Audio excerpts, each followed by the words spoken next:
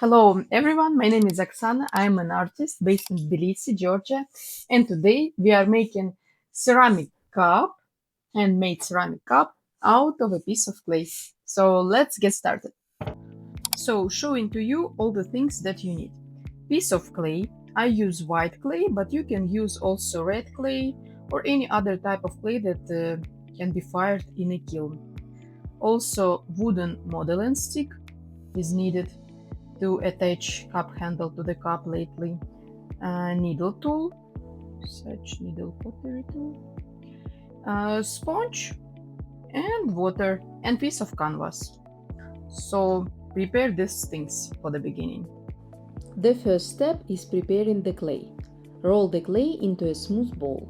Then press it firmly against the canvas several times. The canvas absorbs excess moisture and helps create the perfect consistency for shaping. Now it's time to form the cup. Using your thumb, gently press into the center of the clay ball to create a hole. Then slowly pinch the walls of the clay between your fingers, turning the piece as you work. Little by little, the opening becomes wider and the clay begins to take the shape of a cup. Take your time during this step. Make sure the walls are an even thickness all the way around. If you notice any small cracks, smooth them out with your fingers or a slightly damp sponge before continuing.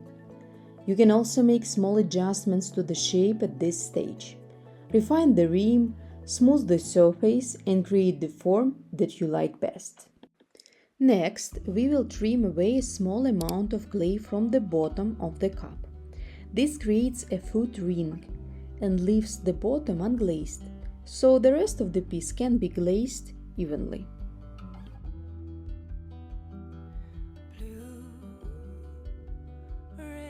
Then again smooth the bottom with a sponge or with watered fingers.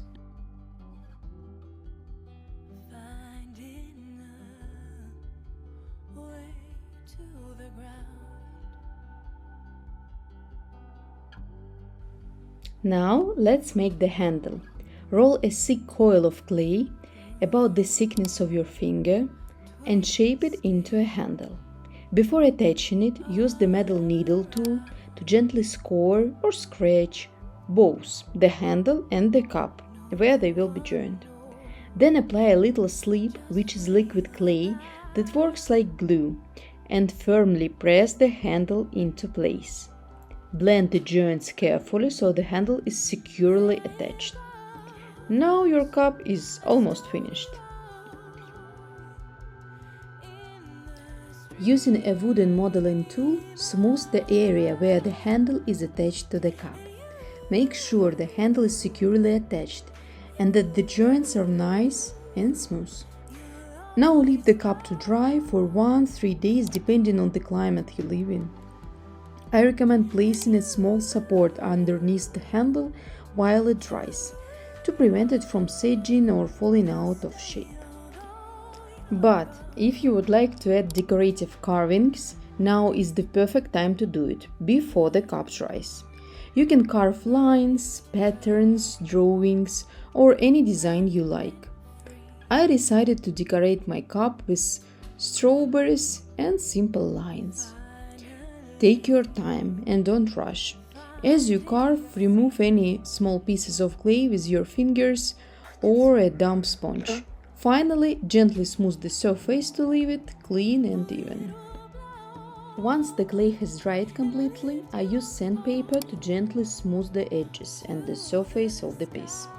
This helps remove any raw spots, small imperfections, or sharp edges that may have appeared during drying. Take your time with this step. The smoother the surface, the better your final piece will look. For decorating my ceramic cup, today I will be using Underglaze paints. With this technique, you paint your design directly onto the dried clay before the first firing. I want to remind you that we have 2 firings, the first one and the second one after we glazed our piece. This allows you to create detailed artwork, this underglaze paints. You may create any patterns or illustrations that become part of the finished piece. So now I am painting my strawberries and lines. Then my piece goes to the first firing. After the first firing, I cover my cup with glaze, transparent glaze, and after that is second firing, and that's it.